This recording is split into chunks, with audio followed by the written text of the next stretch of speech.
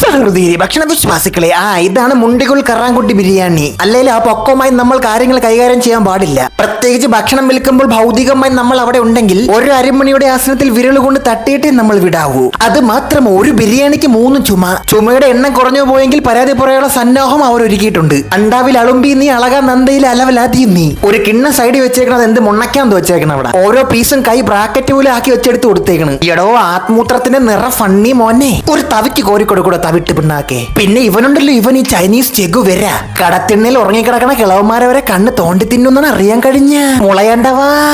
ഇത് ഞാൻ പറട്ടെ, മനുഷ്യജീവിക്ക് വ്യത്യസ്ത ജെൻഡറുള്ള പോലെ ഫുഡുകൾക്ക് കൊണ്ട് വ്യത്യസ്ത ഫുണ്ടർ. കോലം മാറും, പേര് മാറും, പക്ഷെ സത്ത മാറൂല.